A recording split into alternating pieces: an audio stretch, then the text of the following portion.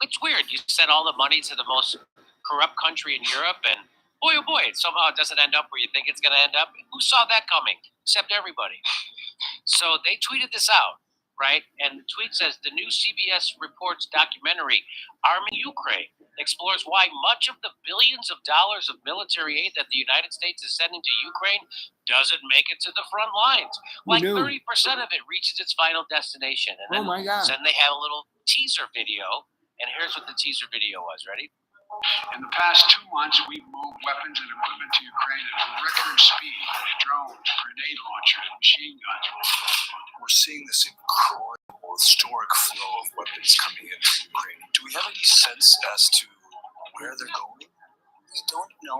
There is really no information as to where they're going at all. All this stuff goes into the war, and then kind of like something happens, it kind of like 30% maybe reaches its final destination. 30%? Are you concerned about weapons getting in the wrong hands? I don't care at all whether that happens. What's your do you command? Can't say. Okay. There are like power lords, oligarchs, political players. Of course, under Biden's our convoys like this transporting weapons.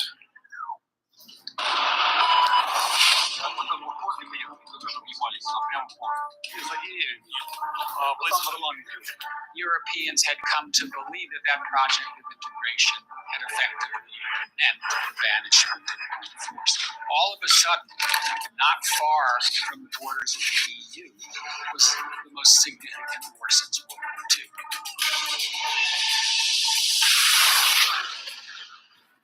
So,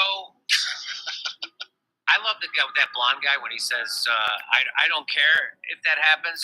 If the weapons don't end up because I don't care. He said it so confidently. I'm second-guessing myself. I'm second-guessing myself. So they're talking about, let's go through. They're talking about, so guess what? I tweeted that out. Who saw this coming, except everyone, and then they deleted their tweet. CBS News deleted their tweet. Can you fucking believe that? Why would... We removed a tweet promoting our recent doc, Arming Ukraine, which quoted the founder of the nonprofit Blue Yellow, Jonas Oman's assessment in late April that only around 30% of aid was reaching the front lines of Ukraine. Some of his squash. Since that time, Oman says delivery has improved. By how much? Oh, man, how much? Additionally, the U.S. military has confirmed that Defense Attaché Brigadier General Garrick M. Harmon arrived in Kiev in August for arms control and monitoring. We are updating our documentary to reflect this new information and air it at a later date. So what happened was CBS committed the crime of journalism. And CBS News did an accurate report about the corruption in this war and how we're wasting money on it. And the people who are in charge of the war are also the people who fund CBS News. So a phone call got made, and this is what the result is. We're redoing our documentary. Sorry, we got it wrong. We didn't know we got it wrong until we tweeted out a teaser of it. Then we found out. Keep in mind, they filmed this back in April. So this has been going on the whole time. They could have said, we've updated our numbers. There's no new updates. There's no new updates surrounding this at all. They're just coming out and saying this because when they made it public, people got upset about this. That's right. It's from April. When they made it public, people who are pro-war in Ukraine got upset about it. And it's the people who pulled the strings at CBS News, meaning the money strings. They're like, what the F are you doing? And they're like, they got that fixed up. So it's probably and they sent a guy who's going to be looked. So that, like, we don't have the whole context yet. There's a guy who's going to come and look. It's better. A single brigadier general has solved the entire issue of arms trafficking in Ukraine. They call him General 70%. So I like it. Is that the delivery of arms is up from 30%. What percent are we up to now? We don't know, but it just makes me me feel good to know that it's up. Isn't that enough? How much do you need to know? Is it 30.2%? Michael Tracy says CBS claims this documentary is now being updated after it received a giant tsunami of trolling from those who are upset at the information being reported. The original link was taken down. What does that mean when they say that CBS has claims that they've updated it? They did update it. They updated it to a lie. But that's still an update, I guess. So that's pretty sloppy reporting from Michael Tracy is what I'm saying. Is he going to face any consequences? Get him off PayPal, I say. I'd like to target his funding. So there it is. He links to it. This page cannot be found. Look at that. Oh, wait, so they updated the story to this page no longer exists. So not really an update. So look for the Oxford Dictionary to change the definition of update in the near future.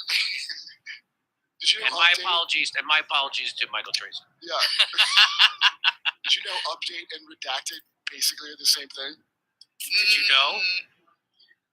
Good to see CBS taking full accountability after accidentally publishing some real news. That's exactly right. CBS News and Nora O'Donnell, you've acted in a despicable manner. So these are people that were upset that they told the truth. They were upset that they told the truth about the Ukraine war. That's what this is, right? CBS News, Nora O'Donnell, you've acted in a despicable manner. Your contempt for the lives and freedom of 40 million Ukrainians is preposterous. You're trying to serve your masters at the Kremlin while backtracking in such a clumsy way from the Russian propaganda piece you've already aired. They're reacting the way my ex used to react when I told her she should stop with the Diva Cup because it's only like catching about 30%. What? You know what Diva Cup is? Instead of a tampon, it's a Ukrainian armed military effective level cup. And and even like God knows where the other 70% of this flow's going. I don't care. She's like the blonde guy. I don't care. She doesn't care. By the way, the name of this tweeter is Kiwi for Ukraine. I have a suspicion that that's a fake account. Yeah. First of all, the handle is Kiwi for Ukraine. You'd expect me to believe there's New Zealander that's passionate for war that doesn't involve hobbits. This is such an epic fail. This is still people angry at the truth-telling that CBS accidentally did. Again, what's a gap in Washington when you accidentally tell the truth? And that's what CBS News did. This is such an epic fail. It's really bloody pointless removing the tweet after the damage is done. But even less so if you're going to replace it with a tweet with a picture of it in it. It's also not acceptable to not provide a proper correction. So not an epic fail. It's not when only 30% of the weapons make it. That's not the epic fail. You think that 70% of the weapons ended up in Russia? Because I'll bet odds on that are about 100%. Which would actually move things up to make this from an epic fail to legendary. It's coming. It's coming. You're going to find out. Hell hath no fury like a Ukrainian flag account being told the truth about Ukraine by Amnesty International, NPR, and CBS News. See, Amnesty International apologized for their report as well. They kept it up, but they apologized for the mental health issues it may have distressed. Wow. Well, welcome to Ukraine, the most corrupt nation in Europe. That's what they used to say in 2015. Epic fail. Scandal, Ukraine sells military equipment donated by NATO countries. That's what's happening in July of 2022. The most corrupt country, they're taking the stuff and they're gonna grift it. We had no idea what the F's going on with our weapons. Some of them will definitely go to unexpected places. Administration knows that if it makes you feel bad. P.S. We know Ukraine is doing information warfare through our own media. So you don't like finding weapons in unexpected places? It's fun sometimes. It is fun. Like, ooh. Is that a landmine? Is this a night vision goggle? What happens to weapons sent to Ukraine? The U.S. doesn't really know. Why would we know that? Why would we know?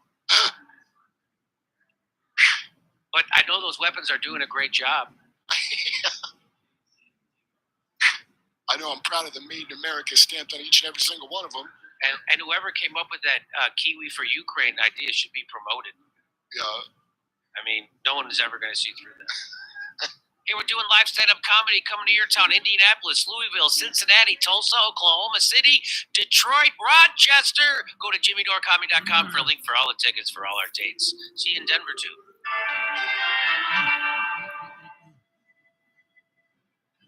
Wow.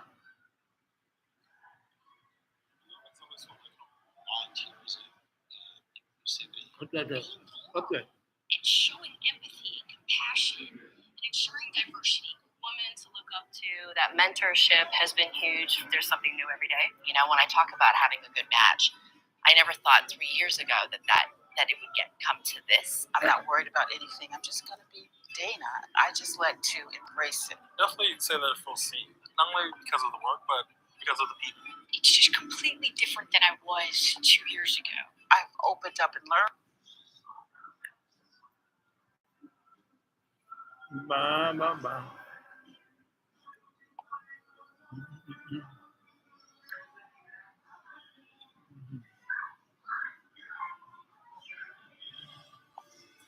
War is often called the last resort. Countries decide to fight only when they run out of options, when they're boxed in. Not the case for the United States. The Americans use war as state policy. Do you know why? Because there is big money to be made. The latest example is Ukraine. Joe Biden has unveiled another weapons package for them. Guess how much it's worth? $1 billion. It's the 18th such package to be announced by the US, also the largest since the invasion. Put together, America's military assistance has topped $9.8 billion, almost $10 billion. Now let me put that number in perspective. Bhutan's entire GDP is $2 billion. Tajikistan is $7 billion. Congo, $8.7 billion. America's military assistance alone is worth more than that. In fact, more than 50 countries have a GDP smaller than $10 billion. Imagine that. The Pentagon says this latest package is suited to the evolving battle situation in Ukraine. Listen in. We are working around the clock to fulfill Ukraine's priority security assistance requests, delivering weapons from the United States stocks when they are available, and facilitating the delivery of weapons by allies and partners when their systems better suit Ukraine's needs. What does the new aid package include? Additional high mobility artillery rocket systems, what we call the HIMARS. 75,000 rounds of ammunition, 20 mortar systems, 20,000 rounds of mortar ammunition, 1,000 javelins, 50 armored medical treatment vehicles, and hundreds of anti-armor systems. I know it sounds like a lot, but tonight we're not focusing on the announcement, we're focusing on the deliveries. How many of these weapons actually end up in Ukrainian hands? Is anyone keeping tabs on them? According to CBS News, no. Their report says only 30 to 40% of US weapons end up with Ukraine's army. The rest, quite literally, gone with the wind.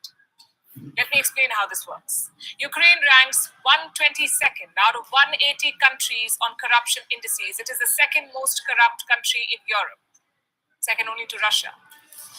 So to get things done, you need to grease the wheels, maybe pay off the oligarchs or power lords. The same thing is happening with the weapons, it is feared. Corruption is gobbling up Western military assistance in Ukraine. Ukraine's army is only getting around 30% of what is being sent to them. What about the rest? These are top-notch lethal weapons. Where exactly are they ending up?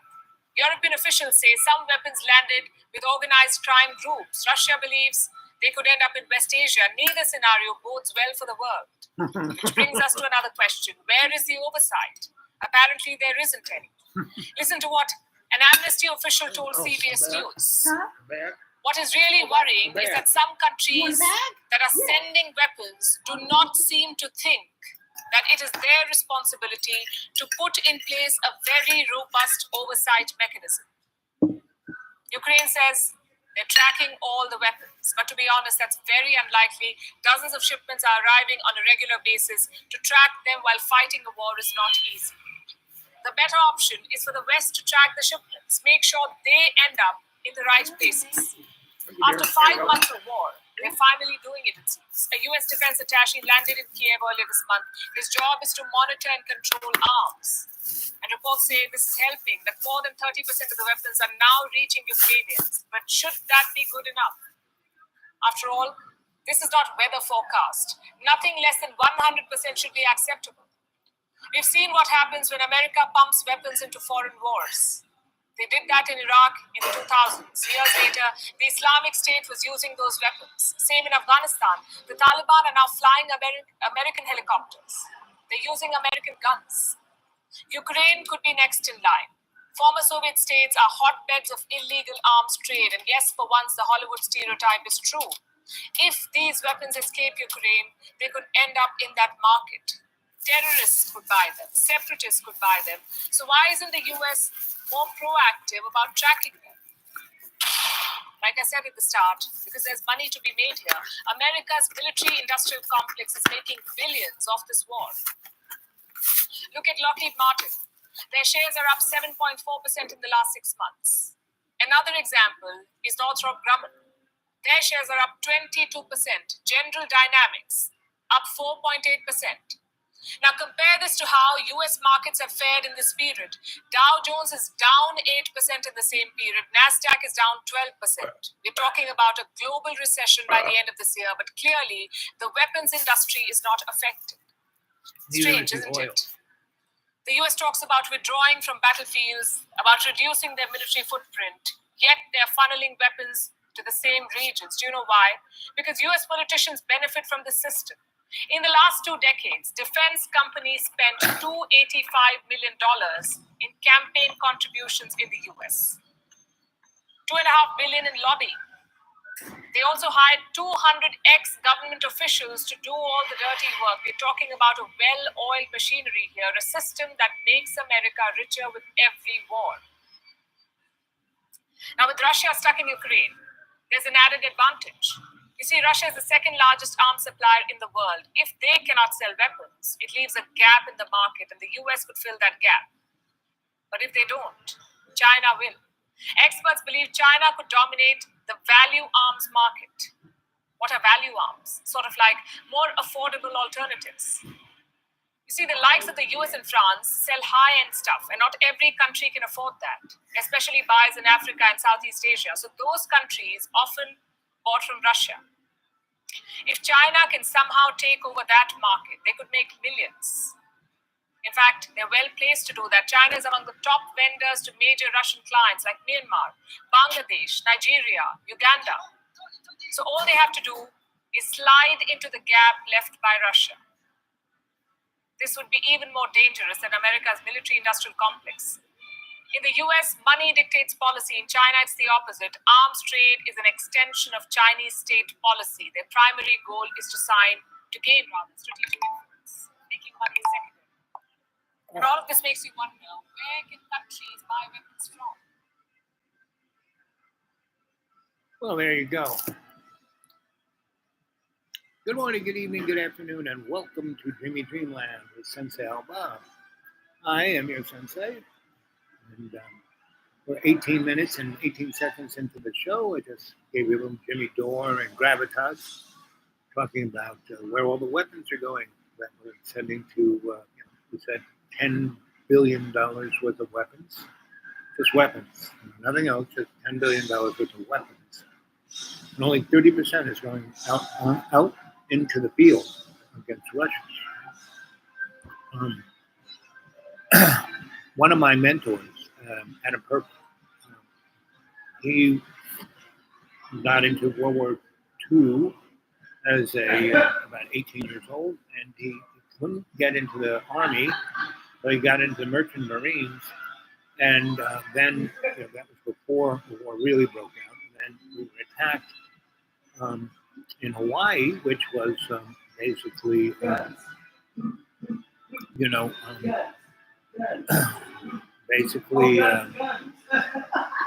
we invited the Japanese to attack us in Hawaii so we could get into war.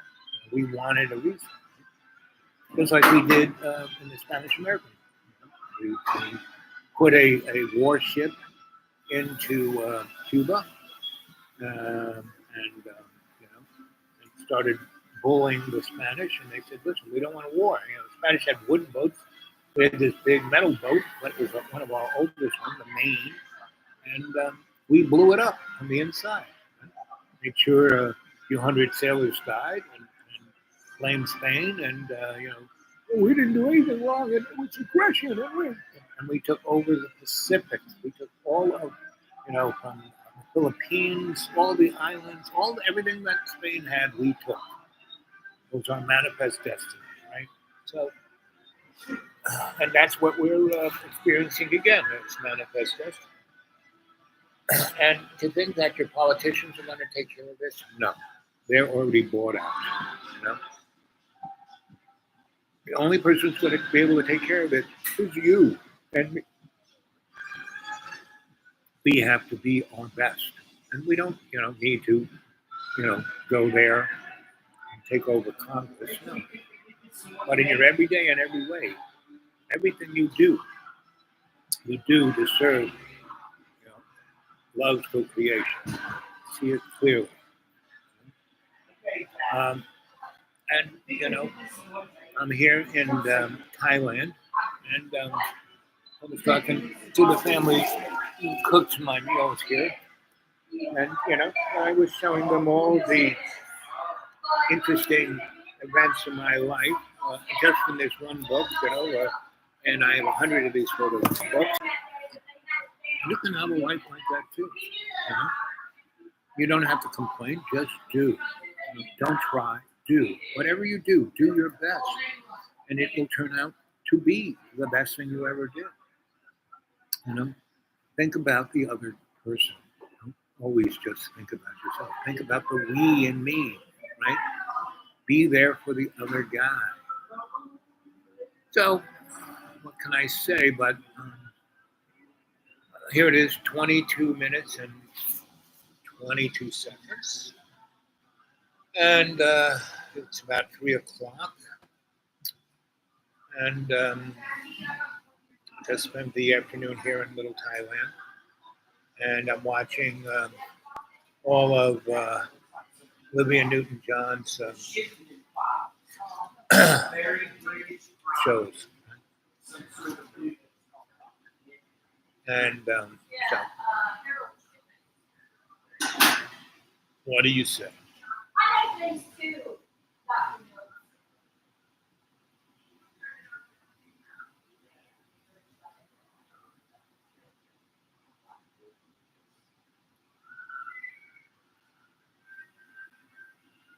It crawls, it creeps, it eats your lives.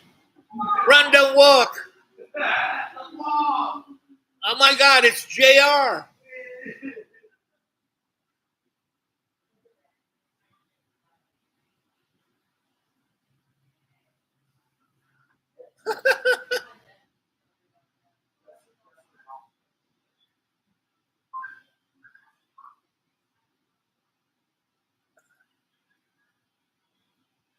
Do.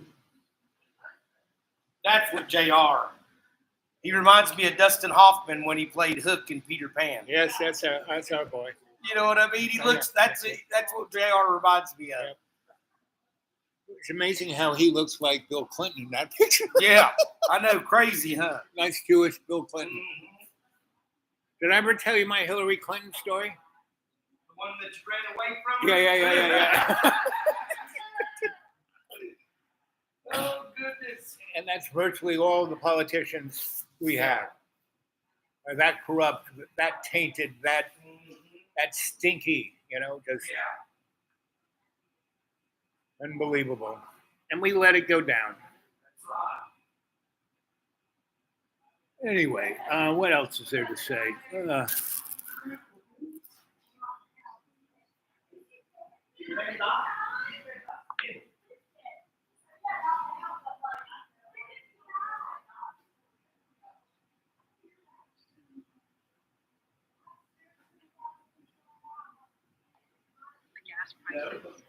Come down in the past 56 days just because of the work that has done.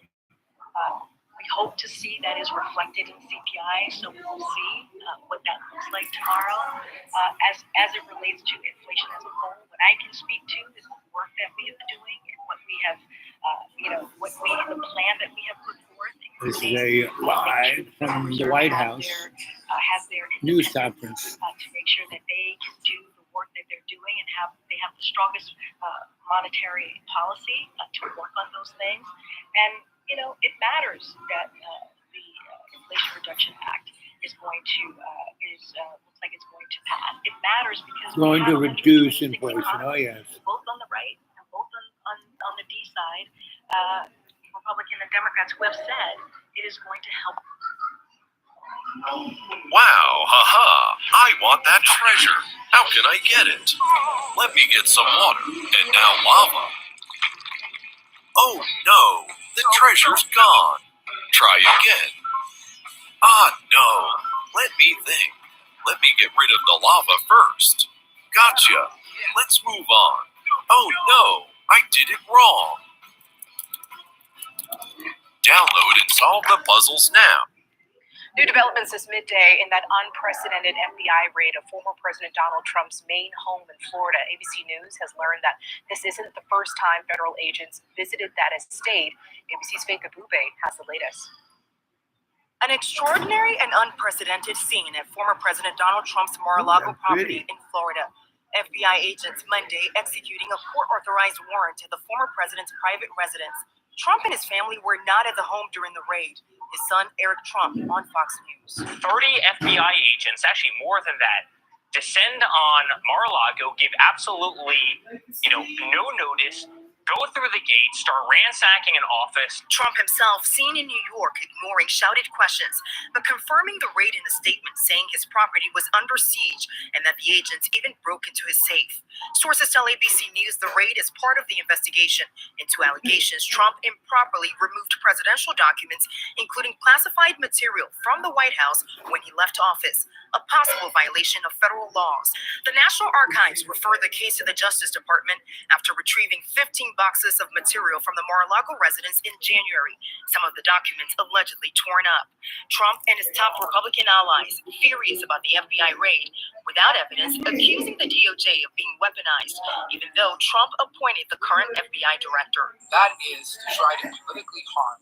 And Let's check in with the leader of the free world, who this week was mocking Donald Trump for needing hospitalization during his COVID infection when virile Joe, he didn't. He just soldiered on.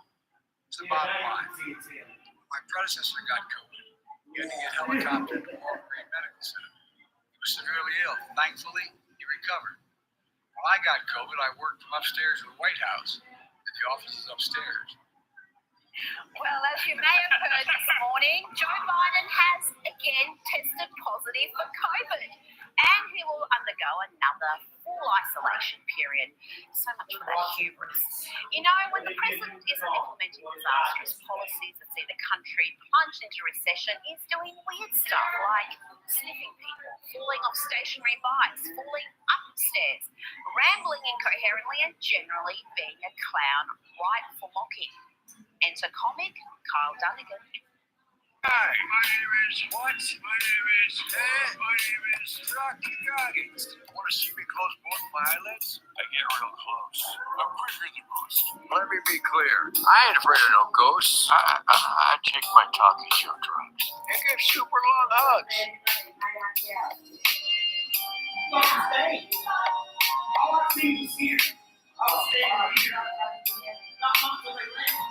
I'm also an ice cream guy. Hi. My name is what? My name is Rob Rival.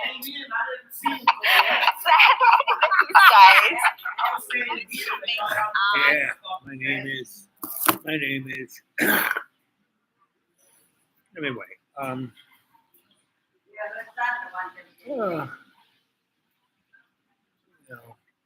after 4 years, you get to a place where no matter what goes on around you, it's the same as it ever was. Again, you want to send something to my PayPal, that would be duly appreciated. The dude842 at Gmail. Let's see if anyone's got a hold of me at the Gmail.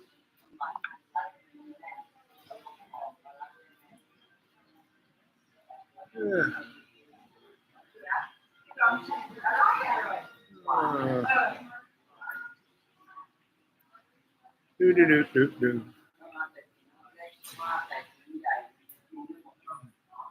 Yeah. There is something there. Okay. That's nice. Thank you for whoever sent that. Check in on that. Let's see.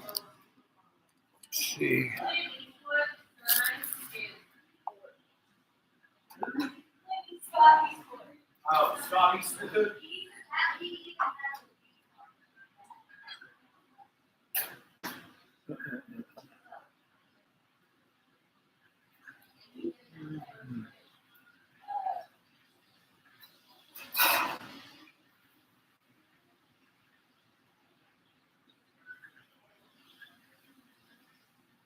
Hmm.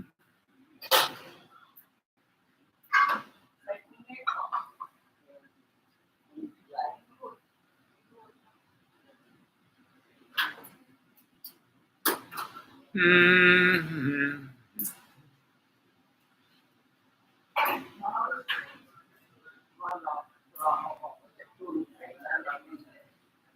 No, let's see if the rev picks up.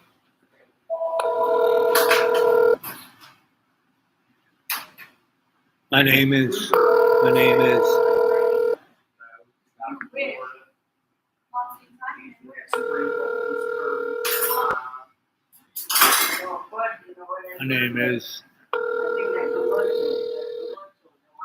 call has been forwarded. My name is.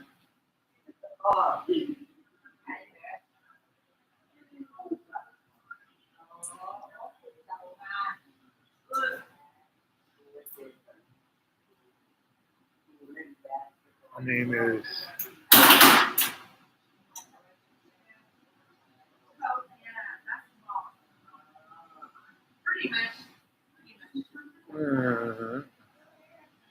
Okay, there we go.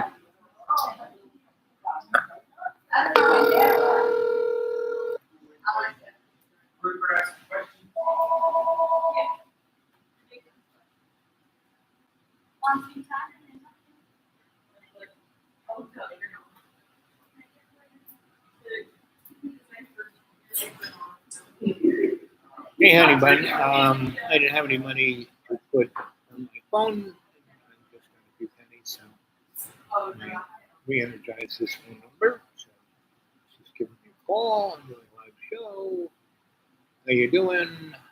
Talk to you later.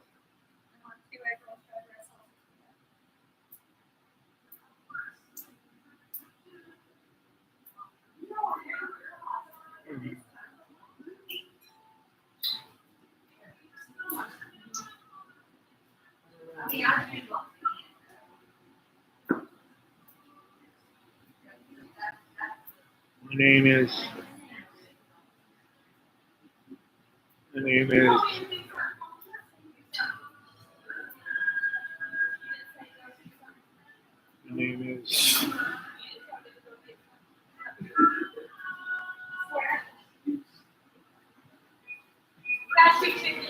There we go.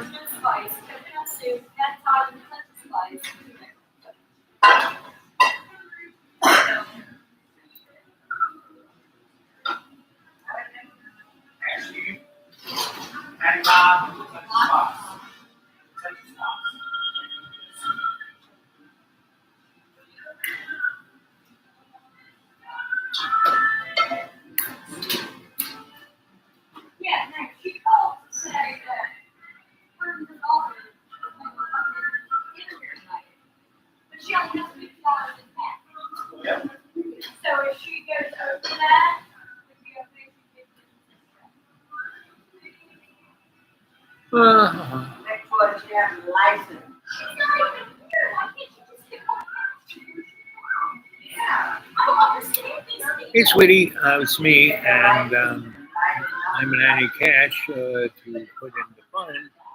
And I got a few pennies, so I re-energized, and here I am. Hope you're doing well. I'm hanging in there. you know, when you have nothing, it makes you appreciate what you do. And always an appreciative mind. So, you stay well, be good.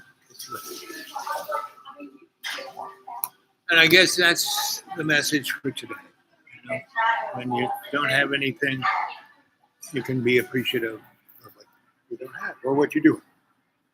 And that's one of the lessons of today. Okay, so I came here to make a show. I did. I don't know how good it was. A few little germs of thoughts of things to think about. Always do your best. Do your best. You're not perfect. Don't worry about it. Just do your best. Just do. Don't try. Do. Okay. So.